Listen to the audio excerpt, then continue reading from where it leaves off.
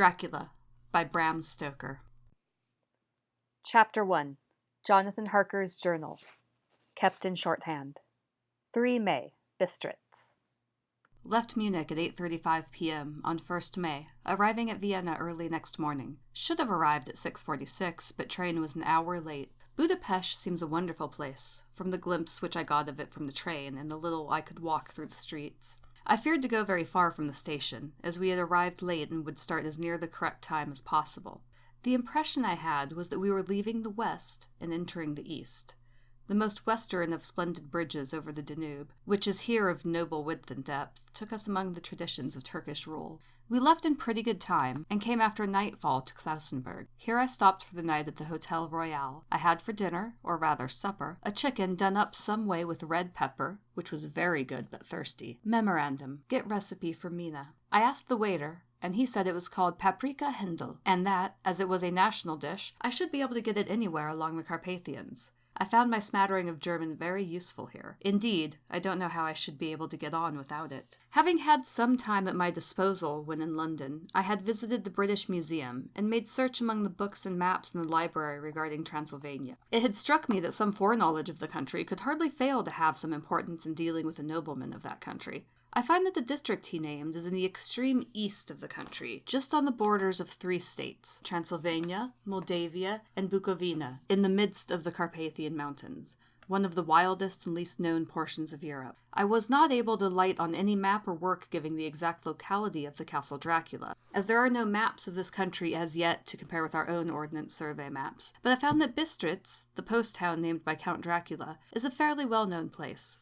I shall enter here some of my notes, as they may refresh my memory when I talk over my travels with Mina. In the population of Transylvania there are 4 distinct nationalities: Saxons in the south, and mixed with them the Wallachs, who are the descendants of the Dacians, Magyars in the west, and Szekis in the east and north. I am going among the latter, who claim to be descended from Attila and the Huns. This may be so, for when the Magyars conquered the country in the 11th century, they found the Huns settled in it. I read that every known superstition in the world is gathered into the horseshoe of the Carpathians, as if it were the center of some sort of imaginative whirlpool. If so, my stay may be very interesting. Memorandum: I must ask the Count all about them.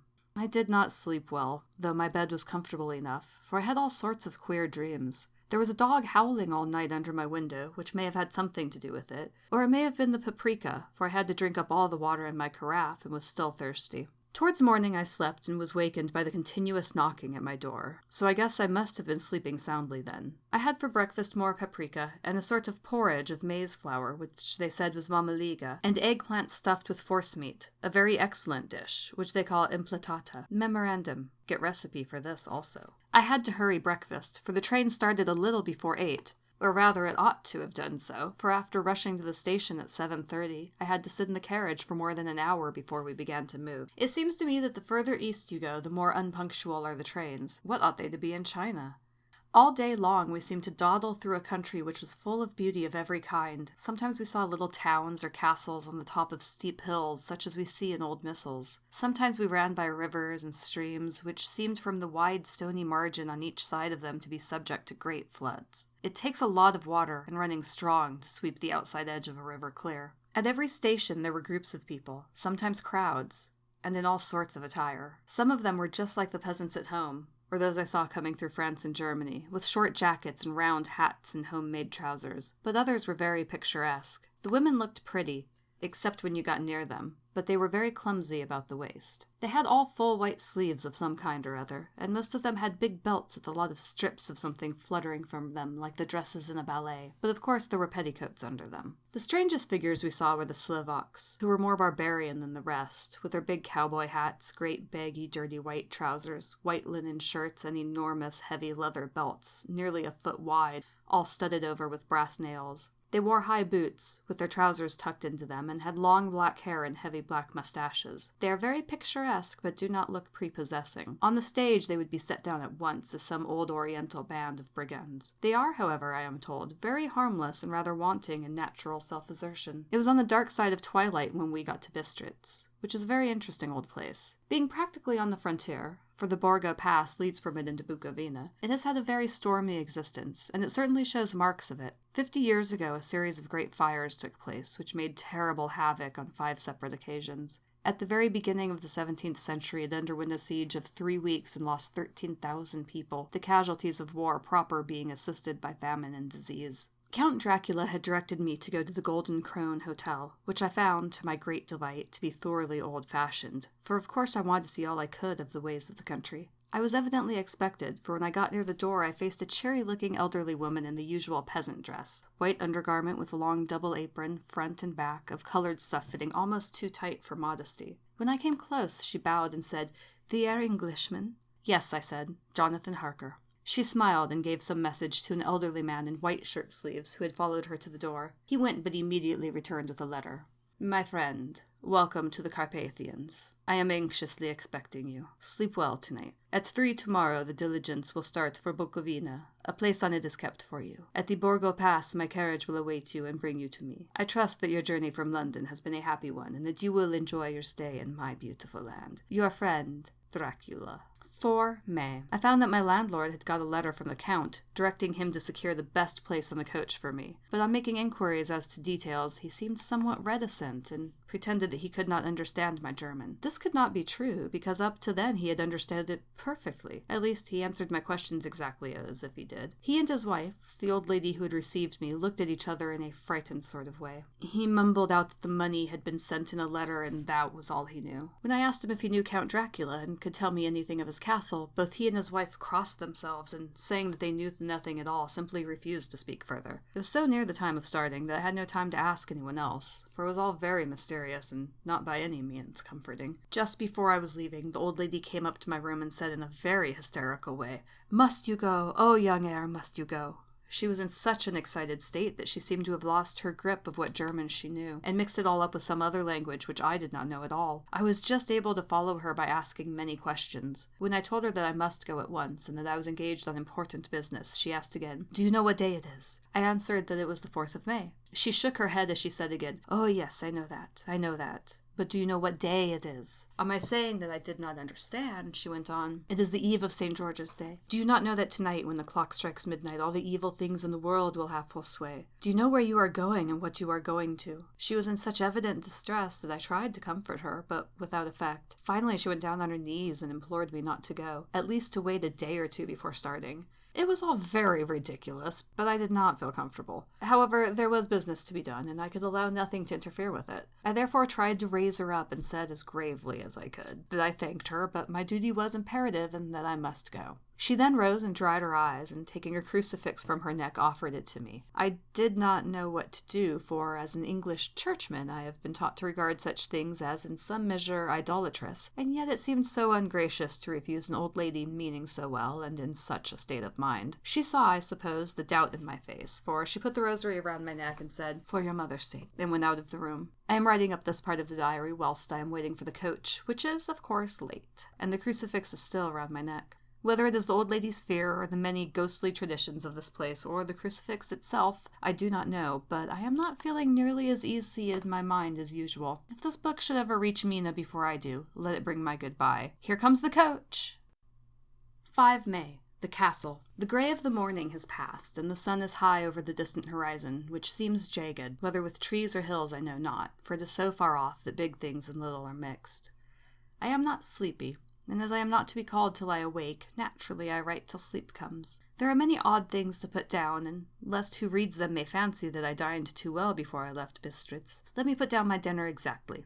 I dined on what they called robber steak, bits of bacon, onion, and beef, seasoned with red pepper, and strung on sticks and roasted over the fire in the simple style of the London cat's meat. The wine was golden mediash, which produces a queer sting on the tongue, which is, however, not disagreeable. I had only a couple glasses of this, and nothing else. When I got on the coach, the driver had not taken his seat, and I saw him talking with the landlady. They were evidently talking of me, for every now and then they looked at me, and some of the people who were sitting on the bench outside the door, which they call by a name meaning word-bearer, came and listened, and then looked at me, most of them pityingly. I could only hear a lot of words often repeated, queer words, for there were many nationalities in the crowd, so I quietly got my polyglot dictionary from my bag and looked them out. I must say they were not cheering to me, for amongst them were Ordog for Satan, Pokol, hell, Strogoika, witch, Vrolok, and Vilkozlak, both of which mean the same thing, one being Slovak and the other Servian, for something that is either werewolf or vampire. Memorandum: I must ask the Count about these superstitions.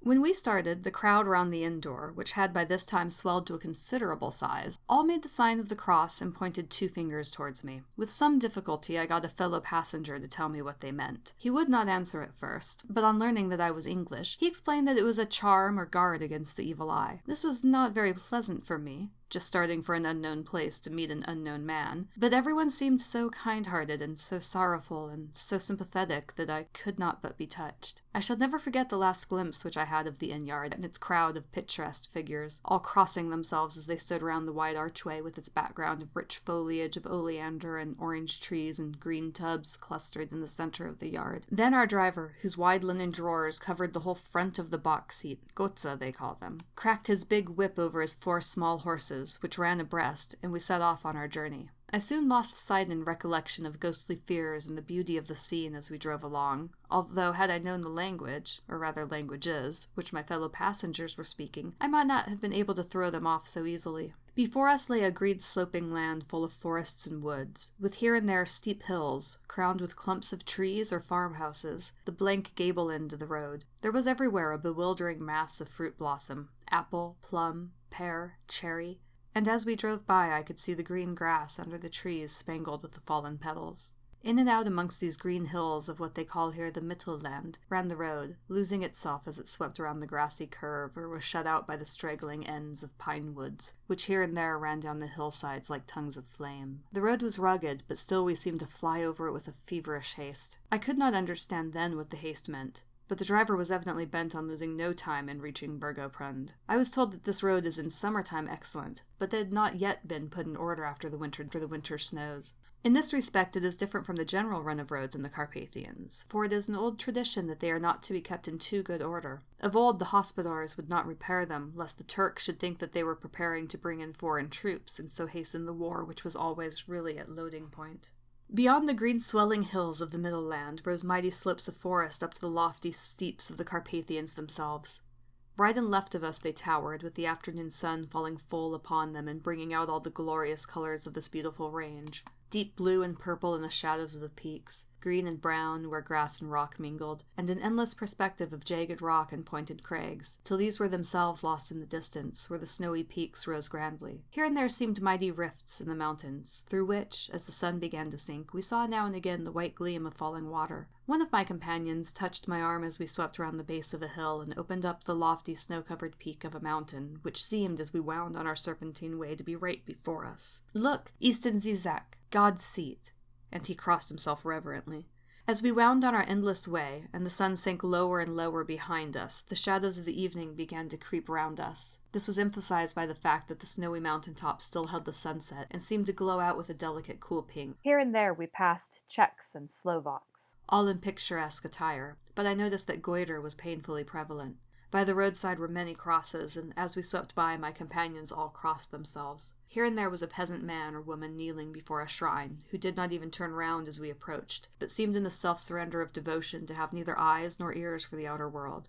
There were many things new to me. For instance, hayricks in the trees, and here and there very beautiful masses of weeping birch, their white stems shining like silver through the delicate green of the leaves. Now and again we passed a Lederwagen, the ordinary peasant's cart with its long snake-like vertebra, calculated to suit the inequalities of the road. On this were sure to be seated quite a group of homecoming peasants, the Czechs with their white and the Slovaks with their colored sheepskins, the latter carrying lance-fashion their long staves with axe at end. As the evening fell, it began to get very cold, and the growing twilight seemed to merge into one dark mistiness, the gloom of the trees, oak, beech, and pine, though in the valleys which ran deep between the spurs of the hills as we ascended through the pass, the dark firs stood out here and there against the background of late-lying snow.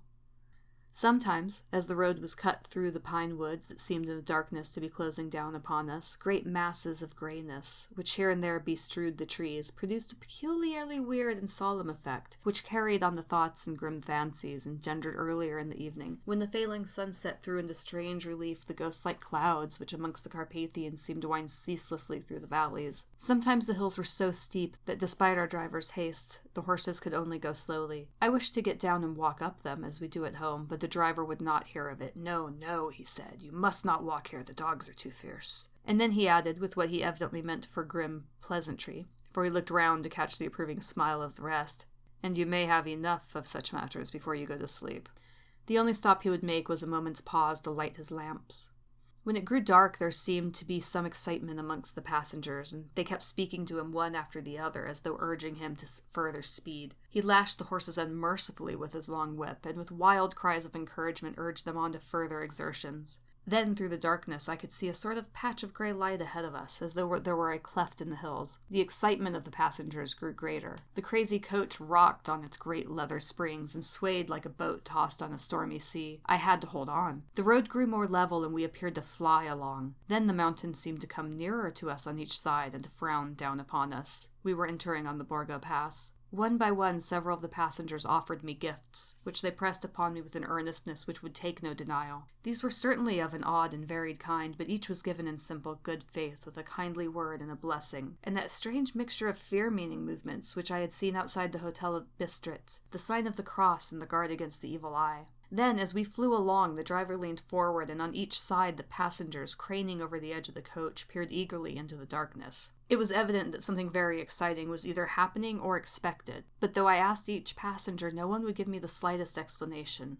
This state of excitement kept on for some little time, and at last we saw before us the pass opening out on the eastern side. There were dark rolling clouds overhead, and in the air the heavy, oppressive sense of thunder. It seemed as though the mountain range had separated two atmospheres, and that now we had got into the thunderous one. I was now myself looking out for the conveyance which was to take me to the Count. Each moment I expected to see the glare of lamps through the blackness, but all was dark. The only light was the flickering rays of our own lamps, in which the steam from our hard-driven horses rose in a white cloud. We could see now the sandy road lying white before us, but there was on it no sign of a vehicle. The passengers drew back with a sigh of gladness, which seemed to mock my own disappointment. I was already thinking what I had best to do, when the driver, looking at his watch, said to the others something which I could hardly hear. It was spoken so quietly and in so low a tone. I thought it was an hour less than the time. Then, turning to me, he said in German worse than my own, "There is no carriage here. The heir is not expected after all. He will now come on to Bukovina and return tomorrow or the next day. Better the next day." Whilst he was speaking, the horses began to neigh and snort and plunge wildly, so that the driver had to hold them up. Then, amongst a chorus of screams from the peasants and a universal crossing of themselves, a calash with 4 horses drove up behind us, overtook us, and drew up beside the coach. I could see from the flash of our lamps, as the rays fell on them, that the horses were coal-black and splendid animals. They were driven by a tall man, with a long brown beard and a great black hat which seemed to hide his face from us. I could only see the gleam of a pair of very bright eyes, which seemed red in the lamplight as he turned to us. He said to the driver, "You are early tonight, my friend." The man stammered in reply, "The English heir was in a hurry," to which the stranger replied, "That is why, I suppose, you wished him to go on to Bukovina. You cannot deceive me, my friend. I know too much, and my horses are swift."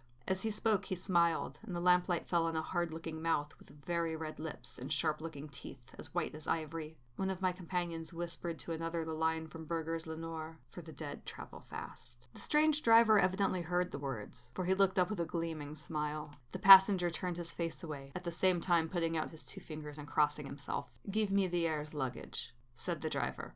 And with exceeding alacrity my bags were handed out and put in the caleche. Then I descended from the side of the coach, as the caleche was close alongside, the driver helping me with a hand which caught my arm in a grip of steel. His strength must have been prodigious. Without a word, he shook his reins, the horses turned, and we swept into the darkness of the pass. As I looked back, I saw the steam from the horses of the coach by the light of the lamps, and projected against it the figures of my late companions crossing themselves. Then the driver cracked his whip and called to his horses, and off they swept on their way to Bukovina. As they sank into the darkness, I felt a strange chill, and a lonely feeling came over me. but a cloak was thrown over my shoulders and a rug across my knees. And the driver said in excellent German, "The night is chill, mynherr, and my master the Count bade me take all care of you. There is a flask of Slivovitz, the plum brandy of the country, underneath the seat if you should require it." I did not take any, but it was a comfort to know it was there all the same. I felt a little strangely and not a little frightened. I think had there been any alternative I should have taken it, instead of prosecuting that unknown night journey. The carriage went at a hard pace straight along, and then we made a complete turn and went along another straight road. It seemed to me that we were simply going over and over the same ground again, and so I took note of some salient point, and found that this was so. I would have liked to have asked the driver what this all meant, but I really feared to do so, for I thought that, placed as I was, any protest would have had no effect in case there had been an intention to delay. By and by, however, as I was curious to know how time was passing, I struck a match and by its flame looked at my watch. It was within a few minutes of midnight. This gave me a sort of shock, for I suppose the general superstition about midnight was increased by my recent experiences. I waited with a sick feeling of suspense. Then a dog began to howl somewhere in a farmhouse down the road. A long, agonized wailing, as if from fear. The sound was taken up by another dog, and then another, and another, till, borne on the wind, which now sighed softly through the pass, a wild howling began, which seemed to come from all over the country, as far as the imagination could grasp it through the gloom of the night. At the first howl, the horses began to strain and rear, but the driver spoke to them soothingly, and they quieted down, but shivered and sweated, as though after a runaway from sudden fright. Then, far off in the distance, from the mountains on each side of us began a louder and sharper howling, that of wolves, which affected both the horses and myself in the same way, for I was minded to jump from the calash and run, whilst they reared again and plunged madly, so that the driver had to use all his great strength to keep them from bolting. In a few minutes, however, my own ears got accustomed to the sound, and the horses so far became quiet that the driver was able to descend and to stand before them. He petted and soothed them, and whispered something in their ears, as I have heard of horse-tamers doing, and with extraordinary effect, for under his caresses they became quite manageable again, though they still trembled. The driver again took his seat, and, shaking his reins, started off at a great pace. This time, after going to the far side of the pass, he suddenly turned down a narrow roadway, which ran sharply to the right. Soon we were hemmed in with trees, which in places arched right over the roadway till we passed as through a tunnel, and again great frowning rocks guarded us boldly on either side. Though we were in shelter, we could hear the rising wind, for it moaned and whistled through the rocks, and the branches of the trees crashed together as we swept along. It grew colder and colder still, and fine powdery snow began to fall, so that soon we and all around us were covered with a white blanket. The keen wind still carried the howling of the dogs, though this grew fainter as we went on our way. The baying of the wolves sounded nearer and nearer, as though they were closing round on us from every side. I grew dreadfully afraid, and the horses shared my fear. The driver, however, was not in the least disturbed. He kept turning his head to left and right, but I could not see anything through the darkness. Suddenly, away on our left, I saw a faint flickering blue flame. The driver saw it at the same moment. He at once checked the horses and, jumping to the ground, disappeared into the darkness. I did not know what to do, the less as the howling of the wolves grew closer, but while I wondered, the driver suddenly appeared again and without a word took his seat and we resumed our journey. I think I must have fallen asleep and kept dreaming of the incident, for it seemed to be repeated endlessly, and now, looking back, it is like a sort of awful nightmare. Once the flame appeared so near the road that even in the darkness around us I could watch the driver's motions. He went rapidly to where the blue flame arose. It must have been very faint, for it did not seem to illuminate the place around it at all, and, gathering a few stones, formed them into some device. Once there appeared a strange optical effect. When he stood between me and the flame, he did not obstruct it, for I could see its ghostly flicker all the same. This startled me, but as the effect was only momentary, I took it that my eyes deceived me, straining through the darkness. Then, for a time, there were no blue flames, and we sped onwards through the gloom with the howling of the wolves around us, as though they were following in a moving circle.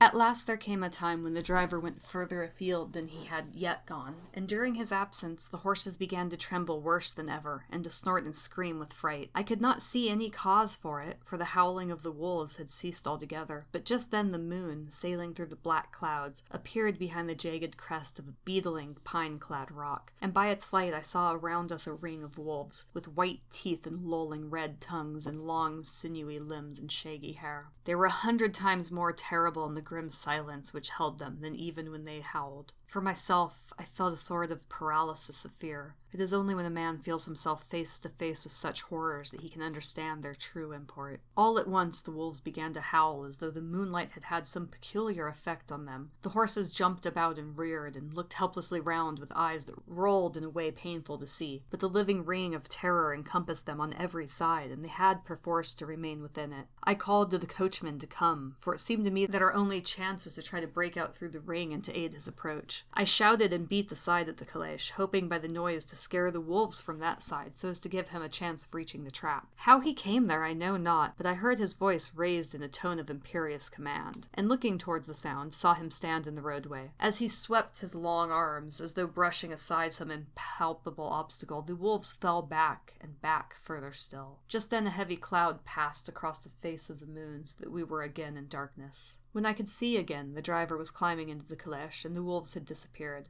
This was all so strange and uncanny that a dreadful fear came upon me, and I was afraid to speak or move. The time seemed interminable as we swept on our way, now in almost complete darkness, for the rolling clouds obscured the moon. We kept on ascending, with occasional periods of quick descent, but in the main always ascending. Suddenly I became conscious of the fact that the driver was in the act of pulling up the horses in the courtyard of a vast ruined castle, from whose tall black windows came no ray of light, and whose broken battlements showed a jagged line against the moonlit sky.